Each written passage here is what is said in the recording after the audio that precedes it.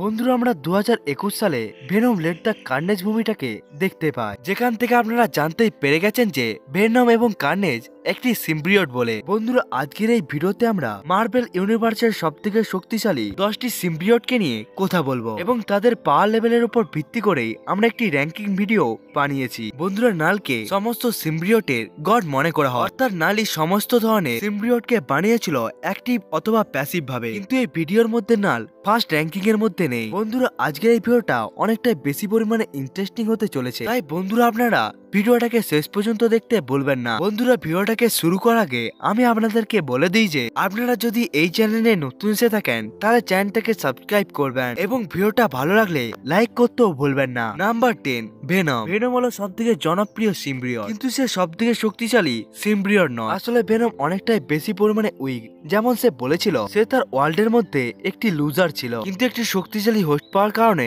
সে রাউটের মতো শক্তিশালী সিম্বিয়টকেও অতি সহজে হারিয়ে দিয়েছিল। আসলে সিম্বিয়টের পাওয়ার তার সাথে সাথে তার হোস্ট এবং তার বাইন্ডিং এর উপরেও অনেকটাই বেশি পরিমাণে নির্ভরশীল হয়ে থাকে। এই কারণে ভেনম এতটা বেশি পরিমাণে দুর্বল সিম্বিয়ট হওয়ার পরেও সে এতটা বেশি পরিমাণে শক্তিশালী। Number 9 route. রাউটকে আমরা সবথেকে প্রথমে দেখতে পেয়েছিলাম ভেনম 1 মুভির মধ্যে, যেখানে এই সিম্বিয়টটি একটি ভিলেন ছিল, যে পৃথিবীর মধ্যে পাঠানো সিম্বিয়টের মধ্যে সবথেকে বড় লিডার ছিল, যে পাওয়ার এবং সাইজের দিকেও ভেনমের থেকে অনেকটাই বেশি পরিমাণে আগিয়ে ছিল। রাউট বিভিন্ন ধরনের ব্লেড এবং শক্তিশালী ওয়েপনকেও সে নিজের সিম্বিয়টের দ্বারা বানিয়ে নিতে পারত। Number 8 scream. লাইফ ফাউন্ডিং এর কাছে 5টি শক্তিশালী সিম্বিয়ট ছিল, যাদের একটি কোম্পানি ছিল যেটির নাম হলো লাইফ ফাউন্ডেশন কোম্পানি, এবং এই কোম্পানি সিম্বিয়টদেরকে নিজেদের কাছে সবসময় রাখতো। এখানে 4টি সিম্বিয়টকে এক জায়গায় মিলিয়ে দিয়ে একটি নতুন সিম্বিয়টকেও বানানো হয়, কিন্তু ওখানের মধ্যে যেই সিম্বিয়টটি ওখান থেকে বেঁচে পালিয়ে যায় তারই নাম ছিল স্ক্রিম। স্ক্রিম আগে গিয়ে ডোনা ডিয়াগো নামক একটি মার্সানেরির সাথে একেবারে বন্ড অর্থাৎ যুক্ত হয়ে যায়, যার ফলে সে অনেকটাই বেশি পরিমাণে পাওয়ারফুল এবং ডেঞ্জারাসেও পরিণত হয়ে যায়। স্ক্রিম বিভিন্ন ধরনের শক্তিশালী অস্ত্রকে বানানোর সাথে সাথে সে বিভিন্ন ধরনের শক্তিশালী এবং ধারালো সুরকেও বানাতে পারে। এমনকি এই সিম্বিয়টটি বড় বড় ডানাকেও বানিয়ে নিয়ে সে আকাশের মধ্যে উঠতে পারে। সমস্ত ধরনের সিম্বিয়টের মধ্যে স্ক্রিম হলো এমন একটি সিম্বিয়ট যে আকাশে উঠতে পারে, কিন্তু রিসেন্টলি কিং অফ দা সিম্বিয়টের মধ্যে অনেকগুলো সিম্বিয়টকে দেখানো হয় যারা উড়ার এবিলিটিকে পেয়ে গিয়েছে, কিন্তু ওই সিম্বিয়টের কাছ থেকে আবার ফ্লাইং এর এবিলিটি আবার চলে যায়। স্ক্রিম নালের মাইন্ড রেজিস্ট্যান্টকেও অতি সহজেই সহ্য করে নিতে পেরেছিল, এবং স্ক্রিম কমিকের মধ্যে অনেকবারই ভেনম এবং রাউটের মতো শক্তিশালী সিম্বিয়টকেও সে হারিয়ে দিয়েছিল।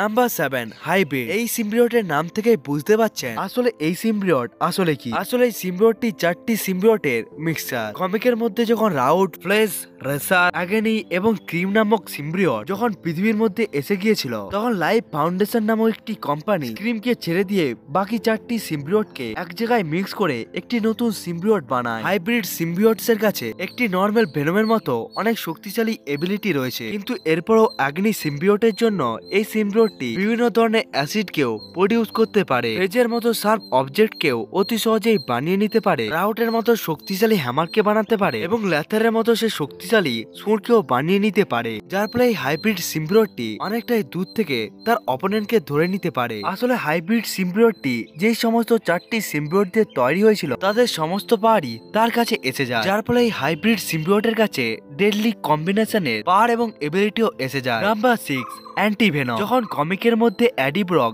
ভেনমকে ছেড়ে দিয়েছিল, তখন অ্যাডি ব্রক জানতে পারে সে ক্যান্সারের জন্য সাফার করছে, এবং সে নিজের চিকিৎসার জন্য মিস্টার নেগেটিভের কাছে যায়, যে আসলে একটি স্পাইডারম্যানের ভিলেন ছিল, যে আসলে অ্যাডি ব্রকের শরীরের মধ্যে থাকা বাকি সমস্ত ভেনমের পার্টগুলোকে অ্যাডি ডব্লিউবিসির সাথে একেবারে মার্চ করিয়ে দেয়, যার ফলে অ্যাডি ব্রক পরিবর্তন হয়ে যায় অ্যান্টি ভেনমে। এরপরে আগে গিয়ে অ্যান্টি ভেনম কমিকের মধ্যে থ্রপ সন্সের সাথে মার্চ হয়ে যায়, যার ফলে সে পরিবর্তন হয়ে যায় এজেন্ট অ্যান্টি ভেনমে। অ্যান্টি ভেনম আসলে একটি সাদা রঙের সিম্বিয়ট। যদি স্পেশাল পাওয়ারের কথা হয় তাহলে এই সিম্বিয়টের কাছে স্পেশাল পাওয়ার হিসাবে সমস্ত ধরনের সিম্বিয়টে পাওয়ার এবং এবিলিটি রয়েছে, এমনকি এই সিম্বিয়টের কোনো ধরনের উইকনেসও নেই। এমনকি এই সিম্বিয়টের উপরে সনিক ওয়েভ এবং ফায়ারকে ব্যবহার করেও এই সিম্বিয়টকে মারা যাবে না, এবং এই সিম্বিয়টটি যে কোনো ধরনের রোগকে অতি সহজেই ঠিক করে দিতেও পারে। এমনকি অ্যান্টি ভেনমের কাছে স্পাইডারম্যানের পাওয়ার একেবারে কোনো ধরনের কাজও করে না।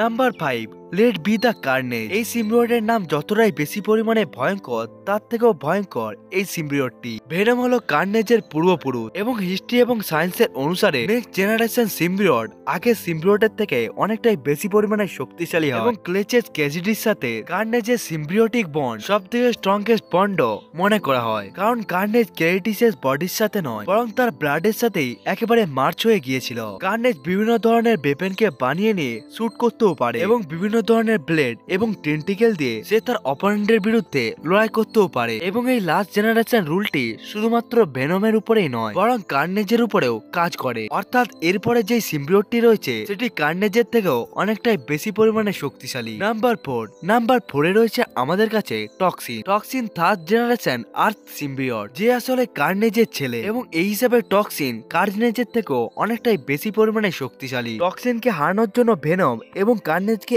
একসাথে এসে এর বিরুদ্ধে লড়াই করতে হয়েছিল। কার্নেজ প্রথম থেকেই টক্সিনকে মেরে দিতে চেয়েছিল, কিন্তু ভেনম টক্সিনকে অনেক বছর ধরেই ট্রেনিং করায়। এবার আসা যাক পরবর্তী সিম্বিওটের কাছে।